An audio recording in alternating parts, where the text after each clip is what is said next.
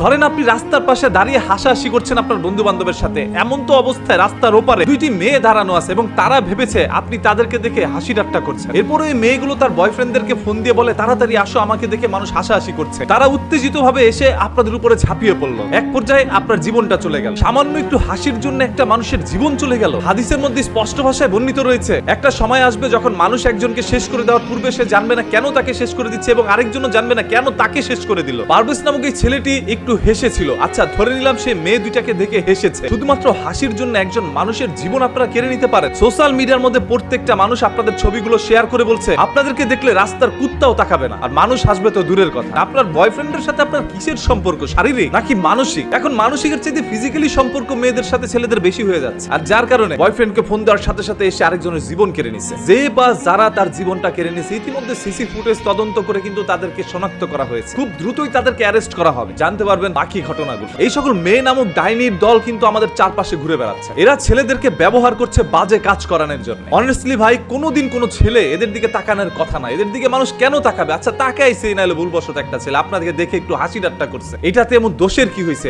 আপনি যে গাড়ির পিছে বসে বয়ফ্রেন্ডের সাথে মনে করেন কাম সেরে দিয়েছেন, সিপাসাপিতে গিয়ে যৌবন চালা মিটায় ফেলছেন। আচ্ছা এই যে আপনাকে নিয়ে এই ধরনের কথাগুলো বলছি, আপনি হয়তো বা ভিডিওটা দেখবেন, আপনার কি লজ্জা লাগে নাই? এখন তো আবার আপনার বয়ফ্রেন্ডকে পাঠাবেন আমাকে দুনিয়া থেকে শেষ করে দেওয়ার জন্য। পারভেজ যদি হেসে জীবন দিতে পারে, আমরা সত্য প্রকাশ করে তারপর জীবন দিব। তবে মনে রাখবেন এই পৃথিবীতে পারভেজ একা নয়, আমরা সবাই একত্রে রয়েছি। সোশ্যাল মিডিয়া এটা নিয়ে যেভাবে পোস্ট করে প্রতিবাদ করা হচ্ছে সেইভাবে অফলাইনে এটা নিয়ে প্রতিবাদ করা হবে। সেই সকল মানুষ বেশি হাইনার দলগুলোকে আর রেহাই দেওয়া যাবে না, এরা মানুষ হইতে পারে না। বিশ্ববিদ্যালয়ের মধ্যে পড়াশোনা করে বয়ফ্রেন্ড জ্বালায় গেছে ভাই। এই যে এদেরকে যারা বিয়ে করতে চাচ্ছেন, জামাইর আর কোনো কাজ নাই, সব কাজ ওই বয়ফ্রেন্ড করে দিচ্ছে। বাংলা ভাষা বুঝতে পারছেন? বয়ফ্রেন্ডকে ধরে রিমান্ডে নেন, কতবার কোন জায়গায় কিভাবে করছে সবকিছু বেরিয়ে আসবে। যদি বয়ফ্রেন্ডের সাথে ওই সকল আদান প্রদান সম্পর্ক নাই থাকতো, শুধুমাত্র একজন বান্ধবীর জন্য এসে একটা ছেলের জীবন নিয়ে নিত না। জীবন নেওয়া কতটা সস্তা হয়ে গেছে তাদের কাছে। অপরাধী যেই হোক না কেন, আমরা তার সাজা প্রকাশ্যে কঠিন থেকে কঠিন ভাবে চাই, যাতে করে বাংলার মাটিতে এরকম কোনো পারভেজের জীবন না যায়। আপনাদের প্রত্যেকের কাছে একটা বিনীত রিকোয়েস্ট ভাই, ভিডিওটা শেয়ার করে দেন। আপনার না বলতে পারা কথাগুলো আমি আমার কণ্ঠস্বরের মাধ্যমে সবার কাছে পৌঁছে দিলাম। অনেকে তো মনে মনে প্রতিবাদ করেন যে আমি যদি এখন প্রতিবাদ করতে যাই পারভেজের মতো করে যদি তারা এসে আমার উপর ঝাঁপিয়ে পড়ে আমার জীবনটাও নিয়ে নেয়, আমি আমার জীবন নিয়ে পরোয়া করি। শুরু থেকে এই পর্যন্ত